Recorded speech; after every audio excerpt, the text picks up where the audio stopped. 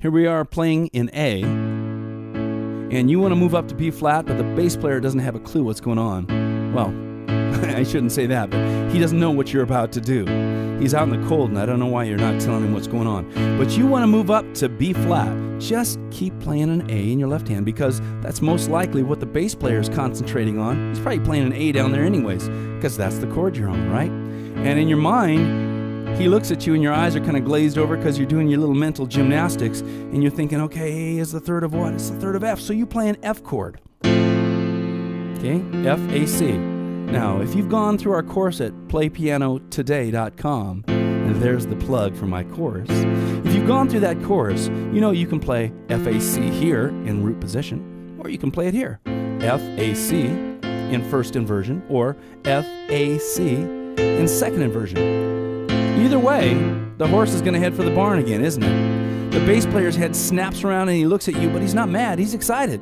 He's thinking, man, this is cool. I'm part of a modulation. Deep down in his musical brain, a little voice will say, hey, it sounds like I need to move to B flat. And everybody makes the move together, and another train wreck is avoided, thanks to the wonderful technique of modulation. Now, this is a powerful modulation technique, and we're going to go just a little further here. Now, I said you could play that F in any inversion while the left hand is thumping the bass down there.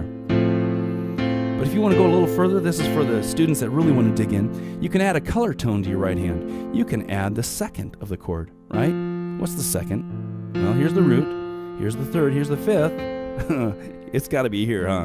Here's the second. Listen how nice that is. Or you can play it like this. That's what I did in the example earlier. I actually played it like this. I left out the third, but it doesn't matter. All these inversions of the F chord have the exact same function. They want to push up to B flat.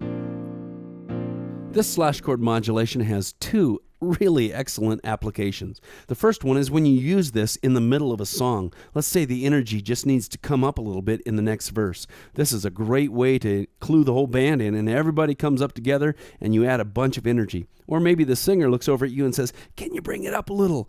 This is a great way to do that, because you know what? It's really tough to clue the band in that we're going to go up a half step unless you use this slash chord modulation. The other time this thing really comes in handy is when you're putting a set of songs together and the next song is up a half step. Again, that's really a hard transition to make unless you use this half step slash chord modulation. Don't be afraid to rewind this video and go through that again. There's not a whole lot of musical math that you have to understand. It's a pretty simple formula, but you've got to get it exactly right to make that smooth modulation up a half step. And then let's go on to the next technique. The next slash chord modulation I want to show you today is how to modulate up a fourth. Now, the primary use of this modulation isn't to go between verses of the song, because you're modulating up a fourth, and that's a pretty big jump. The primary use of this modulation is when the next song that you want to transition smoothly to is up a fourth higher than the key that you're currently in. For example, let's say you're cruising along in the key of D, and everybody knows that you've got this musical bag of tricks, so they turn and look at you, and they're waiting for your next slash chord modulation. And you say, hey, okay, here it comes. I'm going to give you the secret modulation chord. And when they hear that, boy, that wants to go up a fourth to G. Did you hear that? Going from D to the secret modulation chord, which I'll show you in a second. And it wants to go up to here, right? It's really simple. It's so simple I can show you in about 30 seconds. Here's how it's done. When you're playing along in a particular key, again, for example, the key of D, and you want to come up with a nice fat slash chord modulation that'll kick it up to the key of G or up a fourth, guess what? You leave your left hand, just like the last example, you leave your left hand right where it is. That left hand and the bass player can just be nice and happy down there. But with your right hand, you simply play a chord a whole step lower. Okay, so a whole step lower from D, everybody knows, is C. So once you've run that real simple musical formula in your head, keep playing the D in your left hand and the C major chord with your right hand. That's it. Wants to move now, everybody's going to push to G, right? Unless they're completely tone deaf. But if you're not playing with tone deaf musicians, this works really, really good, okay? Now you can also use the straddle technique that we did in previous lessons to make this sound cool, right? Remember the straddle technique? You simply leave out the middle note. Okay, so we're playing along a D, maybe straddling some of the notes.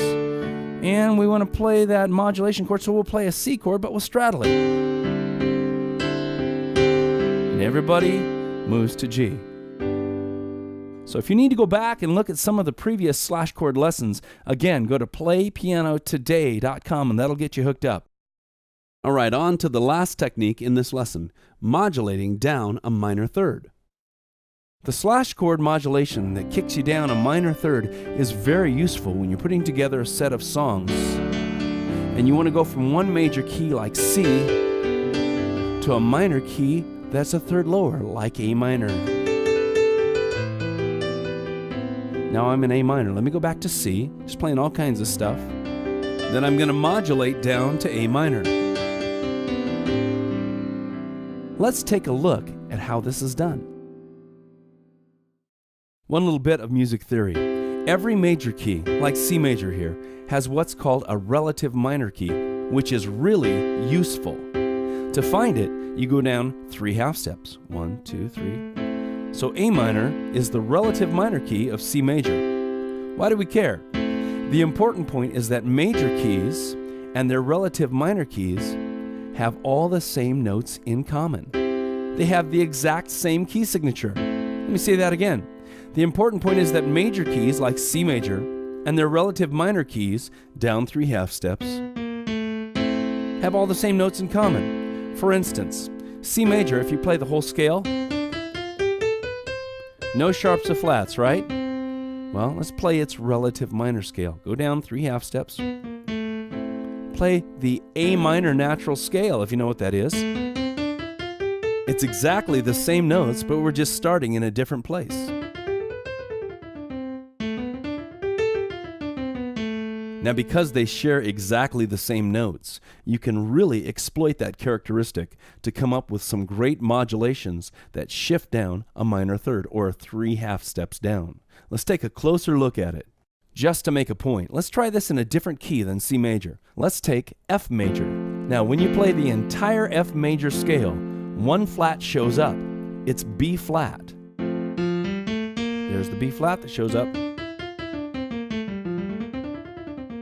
Now, if we go down a minor third or 3 half steps, 1, 2, 3, and play the D natural minor scale, you can guess what's going to happen. Only 1 flat shows up. They're sharing the same exact notes.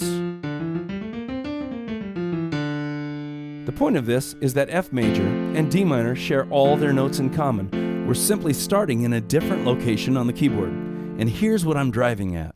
Because of the amazing relationship between the major chords and their relative minor chords, you don't need an intermediate modulation chord to make the move. You can safely go there anytime, and the whole band will start hearing it and move with you. Check this out.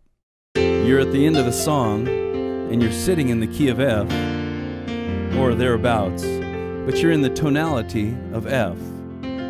And you'd like to get a message to the band without actually saying something that, hey, we're going to go down a minor third. Well, just like the other ones, don't move your left hand at all because the bass player's probably sitting on an F down there. You simply move your right hand to the relative minor chord, the D minor. And if you stay there long enough on that D minor relative minor chord, the tonal center in everyone's ears begins to sound like D minor. And there was no intermediate transition chord needed to make the modulation. You can just go there anytime safely with your right hand, and then the rest of the band can move there as they start hearing D minor. This is one of those techniques where you really don't need to do much. You just need a little knowledge to make it work.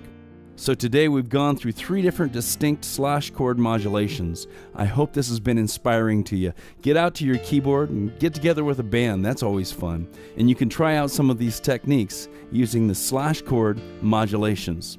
Well, that's about it for the lesson today. My name is David Sprunger. Thanks for listening. To check out more online video piano lessons, come on over to playpianotoday.com.